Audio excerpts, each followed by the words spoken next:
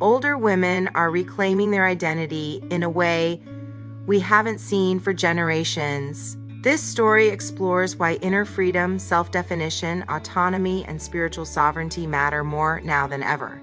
Younger women need to hear this message too, because understanding the deeper ancient roots of identity loss can prevent an entire generation from repeating the same silent pattern. In this long-form spiritual narrative, we explore the power of naming, the meaning of autonomy, the feminine, ancestral memory, and the true spiritual impact of reclaiming your identity at any age. This is a gentle but powerful reminder that your destiny, your voice, and your name come from within. I would love to read to you from Felipe Gehennem, a writer from the MoonX app. Everything in this hits really close to home, so in case any of you are wondering why I like to be called Season, listen up. Hear me out. This information could change your life and perspective whether you're a woman or a man. We live in a time when the word freedom has gained many layers, but few carry as much force as women's freedom. I'm not just talking about civil rights or external achievements, vital as they are. I'm speaking of the inner freedom that arises when a woman defines her own name, her own identity, her own destiny. This profound autonomy, which springs from the soul's center and expands like a magnetic field, is one of the most transformative forces the world has ever witnessed. Autonomy is not merely a political ideal, it is spiritual energy. It is a magical act. It is a declaration of vibrational sovereignty that shatters narratives, undoes social enchantments, and restructures the psyche. Self-definition is the root of all true resistance, because no oppression can sustain itself when the soul refuses to be named by foreign hands. Since ancient times, the power to name has been seen as the power to dominate. In various grimoires, calling a spirit by its correct name is what allows the magician to establish relationship and command. In myth, the name given defines function, role, destiny. This is why the woman who reclaims her right to name herself is symbolically reclaiming her very destiny. Feared by every system that has ever tried to extinguish her light, lost sovereignty, and the silenced voice, nearly every culture carries at some point in history a symbolic rupture where the feminine principle is relegated to silence. Woman becomes shadow, mirror, ornament, object. But this is not just politics or society. It is low vibration magic. It is symbolic engineering. It is the attempt to disconnect millions of consciousnesses from their own ancestral source. When someone's right to define who they are is taken away, an invisible prison is installed.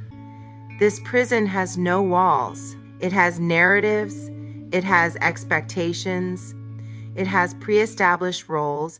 The oppression of women throughout the centuries has always structured around the same strategy: to remove woman from herself, to make her perceive herself through others' eyes, to make her value depend on the external gaze, to have her identity molded by another's desire, to have her voice discredited before it can even be spoken. And the symbolism of this is devastating. In occultism, the voice is an instrument of manifestation. The word creates, the word gives form, the word invokes.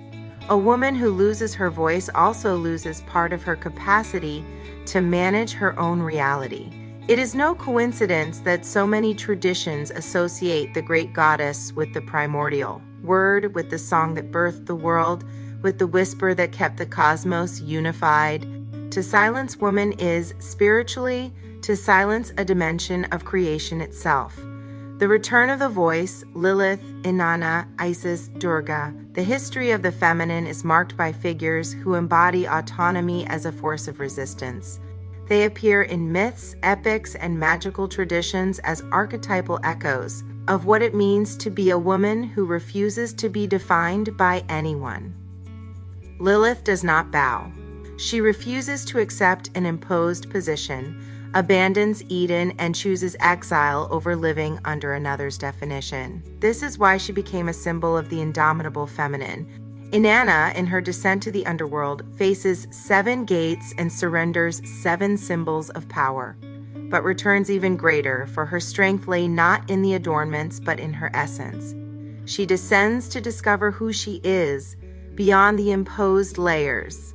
Isis gathers Osiris's dismembered body and resurrects him. But before that, she recovers the secret name of the sun itself by hearing it confide its true identity. In this myth, knowing the true name of a being is the movement that restores power. Isis embodies the sovereignty of feminine consciousness that accepts no limits imposed by male gods.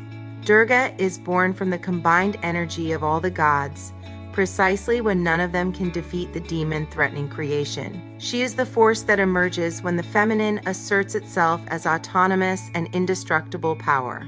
No being can defeat her because she is not defined by any of them. These figures are not just ancient stories. They are psychological mirrors. They are internal maps. Each represents an aspect of the woman who rises, not to dominate the other, but to reclaim what was always hers, the right to be whole. Self-definition. In the occult realm, identity is vibration. The soul expands or contracts according to the degree of internal coherence between what one is, what one thinks, and what one manifests. When someone lives under external definitions, their vibration is not their own. It is reflection. It is echo. It is mask. Vital energy disperses because it is not aligned with inner truth. Self-definition is therefore an invisible ritual. It is the woman who says, "Who I am is born from me," and this gesture has profound effects. First, it reorders the psyche. Second, it reorganizes the energetic field. Third, it breaks unconscious pacts with inherited narratives. Fourth, it sets boundaries where there was invasion. Those who define themselves protect themselves. Those who define themselves heal themselves. Those who define themselves become inaccessible to certain forms of psychic domination. In Kabbalistic symbolism, this approaches the journey between Malkuth and Yesod, where the individual abandons external images to discover what is real within. The woman who gives herself a name leaves the plane of collective illusion and enters the domain of her own soul, the female body. Historical oppression of women has always concentrated on the body. This is no coincidence. In all magical traditions, the body is portal. The body is temple. The body is the frontier between worlds. It is where the soul anchors, where destiny manifests, where mystery incarnates. To take possession of one's own body is to take possession of one's own world, and this is unacceptable to any structure that wishes to control, because the female body generates life, harbors mysteries, keeps lunar rhythms, and carries Earth's most ancient mark, the capacity to bring the invisible into the visible. When a woman says, "My body is my own," she is performing a metaphysical act. She is claiming sovereignty over the temple that connects her to the cosmos. This is not just political, it is spiritual, it is alchemical. From a Hermetic perspective, the body is an extension of the soul, and everything that touches the body also touches the spirit. Bodily autonomy is the first energetic protection against any form of oppression, the first chain that breaks. The oppression of women rarely begins with explicit violence. It begins with the gaze, with expectation, with judgment, with the pre-written role. The gaze is the first prison, just as it is the first form of symbolic domination. But when woman repositions her own gaze upon herself, the prison dissolves. Definition returns to its point of origin. Consciousness returns to center. A woman's gaze upon herself has creative power because feminine identity has been, for millennia, constructed from others' gazes. When she decides to look at herself with her own eyes, something breaks apart in the collective unconscious. From this rupture is born the deepest resistance, the internal, silent, solid, resistance that needs no shouting because it is made of one's own truth. Ancestral healing. To carry a female body is to also carry memories that did not begin in one's own life. Oppression leaves transgenerational marks, fears, guilt, withdrawals, silencings. Autonomy is a healing that travels through time. When a woman defines herself, she also redefines the lineage. She gives a new destiny to those who came before. She returns light to the roots. She heals wounds her grandmothers could not heal. She opens paths her great-grandmothers never dreamed they could walk. On the energetic plane, it is as if a current were broken and an ancient breath were liberated. Each woman who finds herself releases the collective feminine from a fraction of its chains. This is why feminine autonomy is such a powerful resistance, because it is not limited to the individual. It echoes, it reverberates, it transforms the invisible fabric of history. Spiritual practice. Autonomy is not isolation. It is not hardness. It is not individualism. It is presence. It is consciousness. It is lucidity. It is alignment between what is felt and what is manifested. As spiritual practice, autonomy manifests in simple but profound gestures, cultivating boundaries as priesthood of the soul, choosing relationships that do not demand self-abandonment, saying no when the body says no, recognizing that intuition is a legitimate form of intelligence, allowing yourself to exist outside the gaze of others, creating your own symbols, your own practices, your own paths, knowing your own shadow without fear of dissolving, honoring your own rhythm, even when the world screams for haste.